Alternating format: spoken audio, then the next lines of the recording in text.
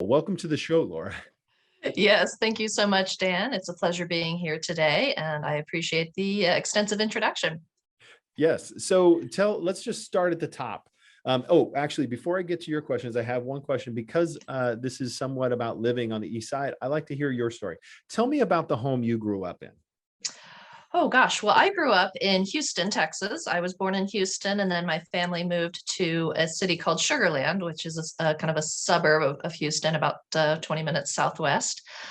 And gosh, the home I grew up in, it was a modest enough home. We had my parents and my sister, who's a few years older than I, and I grew up in the kitchen. My mother would hate to hear me say that I didn't think she or my grandmothers were the most wonderful cooks, but they still did very well and taking care of their families. And I had just always wanted to be part of the action, cooking in the kitchen and learning and just hostessing whenever my family would have dinner parties. So yeah, that's where I started, and I've been in Seattle since 2006 now, so just over 15 years, and this is definitely my home. I love the Northwest. Awesome. So let's go down to honest to goodness. What is a personal chef and what do you do? Sure. Well, like a lot of what you mentioned in the introduction, a personal chef is responsible for preparing customized meals for multiple households each week, whether it's busy professional families, couples, or even elderly clients. There's also a distinction as being a private chef, where you might cook just for one family, maybe more so as their domestic employee, versus having multiple clients a week. We do a lot of home entertaining, in-home entertaining occasions for birthday dinners, holiday gatherings, home weddings. And also we're a great resource to help people organize their kitchen. And if anybody has special dietary needs and they're not sure what to do with it, we can also advise on recipes or recipe modifications for those diets. Okay, so how is honest to goodness different from some of the other personal chefs in the area? So we are exclusively an in-home service to ensure that our clients have a highly customized service experience and the freshest food possible. We don't prepare food offsite in a commercial kitchen that's delivered in to-go containers. We want to be working in our clients' home kitchens, using their cooking equipment, their storage containers. Everything is all nicely packaged up and arranged in their refrigerator. And yeah, we just don't want to do a lot of mass production food. We really want to focus on quality. And currently, our team has 8 chefs in the company that are employed by us, and we are looking to hire more. Collectively, our team represents almost 200 years worth of culinary experience. So we've got a lot of talents that we can bring to your table, which is our tagline. Right. I'm going to go off script a little bit here. So I'm just kind of thinking out loud from a standpoint of who would be somebody that would be a good fit for you as adding to the team, because it sounds to me like this is like a really ideal service for anybody, because there are a ton of services out there where you can have it prepped and shipped to you, right? Correct. So what is the temperament or the type of person that you're looking to add to your team? Well, I'm fortunate that we have a lot of unicorns on our team, and it is hard finding them. But we are looking for somebody who loves to cook, has a great personality, very sociable, whether you have a culinary degree or just a very seasoned home cook. Customer service is huge, of course. And we have a high level of trust in our team because we're working in people's homes, and it's what the food they're putting in their bodies and what they're feeding their children. Mhm. Um, our position is typically part-time, anywhere from 20 to 30 hours a week. So it's a great way to supplement maybe a side gig, or maybe you're a little bit more mature in your career and you don't want the hustle and bustle of a 40-plus hour work week. So yeah, it's definitely a fun way to bring your passion for cooking to people in an active service without being in the crazy restaurant industry. Yeah, crazy restaurant. I spent many years in the crazy restaurant industry, and sometimes us front of the house people were like, "We really don't want the back of the house people coming up front because your customer service skills are kind of lacking when we come back there and complain about this stuff." But of course, there are plenty of people that have both. So I'll keep an eye out, Yes. and if anybody out there is watching and they know of somebody that fits that bill, please reach out to us. I know that would be great. All right, so back to our questions here. As Washington begins to open up, how do you anticipate this is going to affect your business? Well, we are definitely seeing a lot of new business for summer entertaining since people have been in lockdown mode for the past year. People are vaccinated, they're ready for what we're calling post-pandemic parties. and honest to goodness is embracing these developments. As I mentioned, we're actively hiring for talent to join our team so that we can serve more families on a weekly basis and serve more home entertaining occasions through the summer and fall months and getting ready for the holiday season later this year. We'll continue to take the COVID precautions very seriously to ensure the health and safety of our team and our clients. So we're definitely ready for it. So a different kind of PPP, Yes. post-pandemic parties. I love it. Yes. All right. So as that is the case, what's the difference between hiring a caterer and hiring a personal chef? So when you hire a caterer, your food is made in a commercial kitchen that you can't see. You don't know who's making your food. You don't know the sanitation standards and the cleanliness of the facility. Depending on the size of the event that you're catering, oftentimes the food or elements of your meal can be prepped a couple days in advance. So, then you've got to transport the food to keep it sensitive to the time and the temperature. And it's just ultimately not as fresh as having an in-home chef prepare your food right then and there in your kitchen. We'll make sure everything is super fresh. We also love engaging with the guests because the kitchen is the heart of people's homes. And so we're oftentimes hanging with the guests, answering questions, giving them cooking tips, swapping culinary advice. So that is just an extra kind of personality advantage that we bring to our home entertaining events. So then, obviously this is like a two-part question, is like, what happens if you have a subpar kitchen or you have knives that aren't really super sharp? Because I can't remember the last time we sharpened our knives. What happens there? Well, we're used to working in all sorts of environments. We've worked in amazing kitchens. We've worked in limited kitchens. We're very well versed and in being versatile. And that's just, definitely part of our nature is we have to be quick on our toes, think fast, and just react to whatever we have to work with. Our part of our planning process, though, is to have a complimentary consultation with our clients so we can ask those questions. What is your kitchen like? What appliances do you have? What equipment do you have?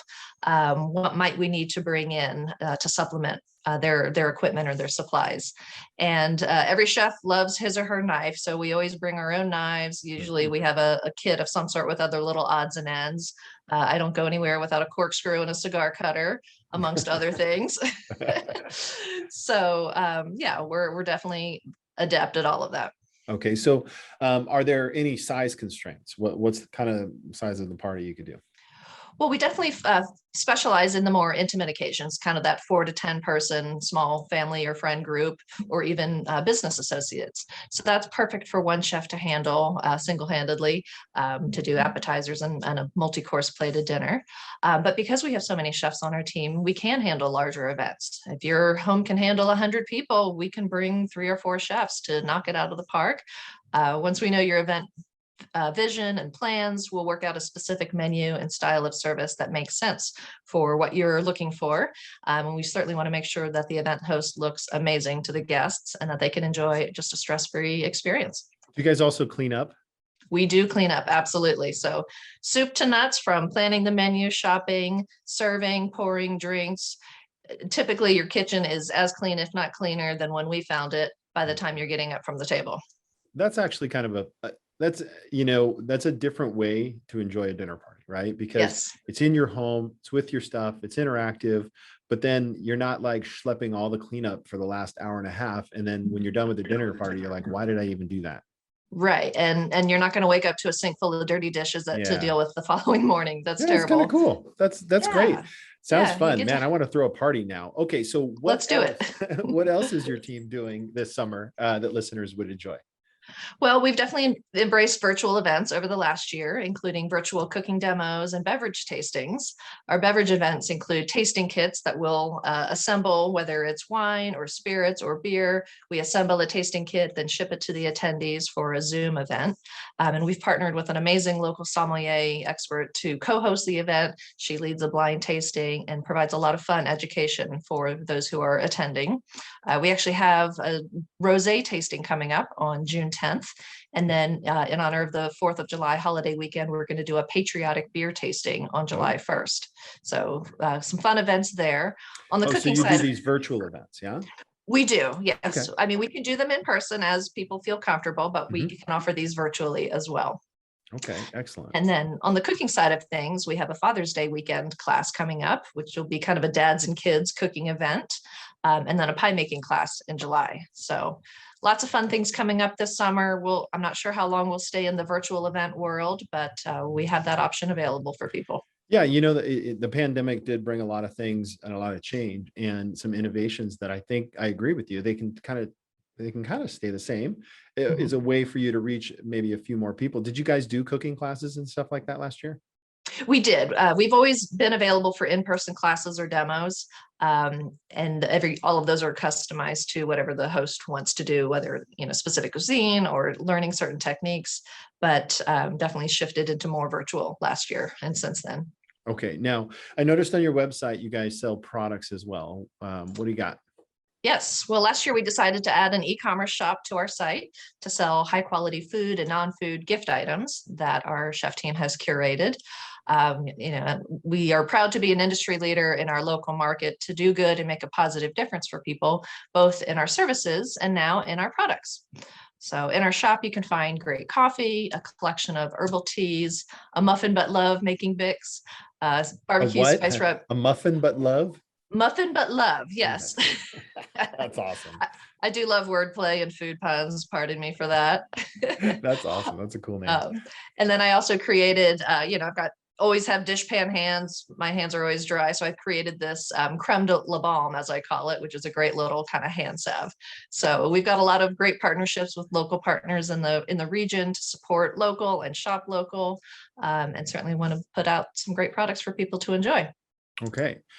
So how can a personal chef work with real estate agents and mortgage lenders? Well, Dan, the market is beyond hot right now, as you know. Yeah. And over the last year, with interest rates being so low and home prices increasing, several agents and lenders have reached out to us to buy gift certificates that they can thank their team members, gift to their buyers and sellers.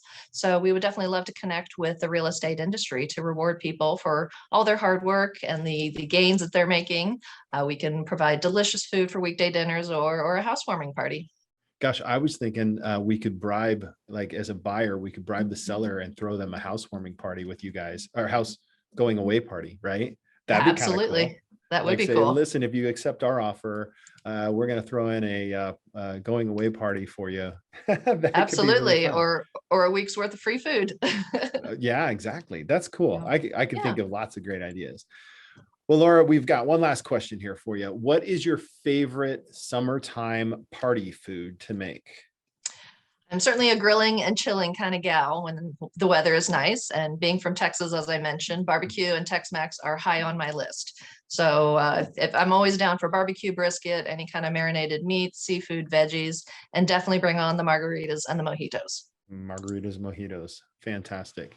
Yes. Well, thank you so much for coming on. It was really a pleasure to speak with you. How can our listeners get a hold of you or get in touch with you? Thank you, Dan. Well, our website is honesttogoodness.com. We've got tons of information on there. Our social is at Honest to Goodness Seattle, mostly for Facebook and Instagram. So you can follow us there to keep updated on what we're doing, the food we're making, team updates, fun things that we have going on. And we certainly welcome any opportunity to help people out with some awesome food. Well, awesome. Laura, thank you so much. We appreciate it. Thanks for coming on. Thank you, Dan. Take care. Take care. All right. Well, that is the end of our show because I am so smart. I don't have any Stump the Broker questions. I guess my team is just like enthralled with my ability to answer all the questions. So we'll just have to save that for the next time. If you or someone you know has a fabulous business that is a part of the Eastside scene that we can feature on our podcast, please put us in touch. We would love to feature and support those local businesses. And if you decide that now is the right time to buy, sell, or invest in real estate, let's connect today to discuss your options. Thanks for watching. Have a wonderful week. We'll see you next time, whenever that may be.